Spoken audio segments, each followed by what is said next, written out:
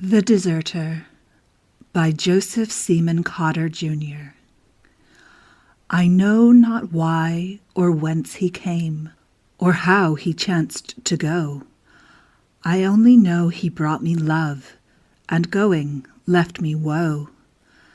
I do not ask that he turn back, nor seek where he may rove. For where woe rules can never be the dwelling place of love. For love went out the door of hope, and on has fled, caring no more to dwell within the house where faith is dead. Projector by H.D. Light takes new attribute, and yet his old glory enchants. Not this, they say, Lord as he was of the hieratic dance, of poetry, and majesty, and pomp. Masters of shrines and gateways, and of doors, of markets, and the crossroad, and the street. Not this, they say. But we say otherwise, and greet light in new attribute, insidious fire. Light reasserts his power, reclaims the lost. In a new blaze of splendor, calls the host to reassemble and to readjust all severings and differings of thought, all strife and strident bickering and rest. O fair and blessed, he strides forth young and pitiful and strong, a king of blazing splendor and of gold. And all the evil and the tyrannous wrong that beauty suffered finds its champion, light, who is God and song.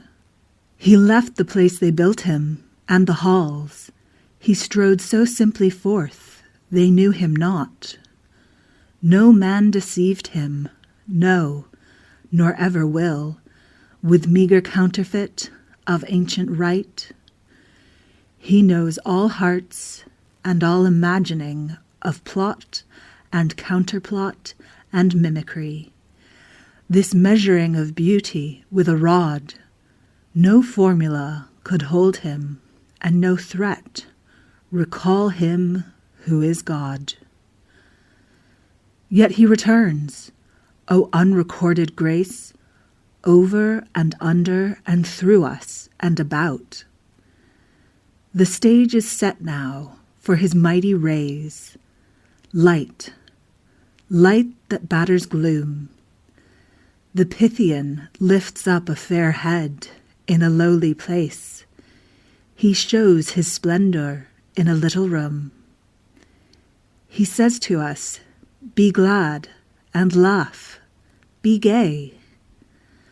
I have returned, though an evil day you crouched despairingly, who had no shrine. We had no temple and no temple fire, for all these said and mouthed and said again. Beauty is an inditer, and is power of city and of soldiery and might. Beauty is city and the state and dour duty. Beauty is this and this and this dull thing, forgetting who was king.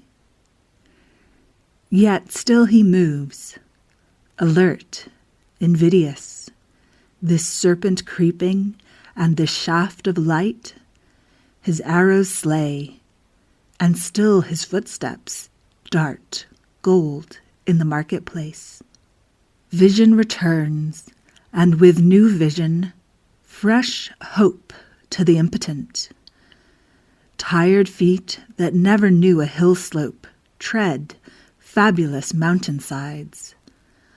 Worn, dusty feet sink in soft drift of pine, needles and anodyne, of balm and fir and myrtle trees, and cones drift across weary brows, and the sea foam marks the sea path where no sea ever comes. Islands arise where never islands were, crowned with the sacred palm or odorous cedar. Waves sparkle and delight the weary eyes that never saw the sun fall in the sea, nor the bright Pleiades rise. Love's Growth by Donne. I scarce believe my love to be so pure as I had thought it was, because it doth endure vicissitude and season as the grass. Methinks I lied all winter when I swore my love was infinite, if spring maked more. But if medicine, love, which cures all sorrow with more, not only be no quintessence, but mixed of all stuff's painting soul or sense, and of the sun his working vigour borrow, love's not so pure and abstract as they use to say, which have no mistress but their muse, but as all else, being elemented too, love sometimes would contemplate, sometimes do. And yet no greater, but more eminent, love by the spring is grown, as in the firmament stars by the sun are not enlarged, but shown. Gentle love deeds, as blossoms on a bough, from love's awakened root do bud out now. If, as waters stirred, more circles be, produced by one, love such additions take, those, like so many spheres, but one heaven make. For they are all concentric unto thee, and though each spring do add to love new heat, as princes do in time of action get new taxes, and remit them not in peace, no winter shall abate the spring's increase. Peace by Gerard, Manley, Hopkins. When will you ever peace, wild wood dove, shy wings shut, your round me roaming end, and under be my boughs? When peace, will you peace? I'll play not hypocrite to own my heart.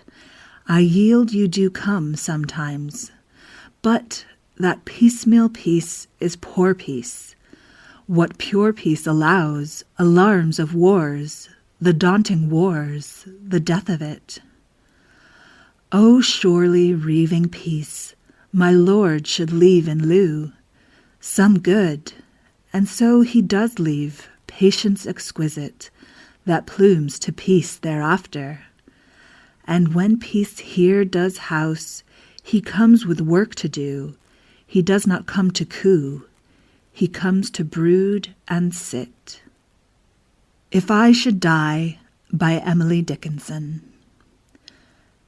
If I should die and you should live, and time should gurgle on, and morn should beam and noon should burn, as it has usual done, if birds should build as early, and bees as bustling go, one might depart at option from enterprise below. 'Tis sweet to know that stalks will stand when we with daisies lie, that commerce will continue, and trades as briskly fly. It makes the parting tranquil, and keeps the soul serene, that gentlemen so sprightly conduct the pleasing scene. Morning at the Window by T.S. Eliot. They are rattling breakfast plates in basement kitchens, and along the trampled edges of the street, I am aware of the damp souls of housemaids, sprouting despondently at area gates. The brown waves of fog toss up to me twisted faces from the bottom of the street, and tear from a passer-by with muddy skirts an aimless smile that hovers in the air, and vanishes along the level of the roofs.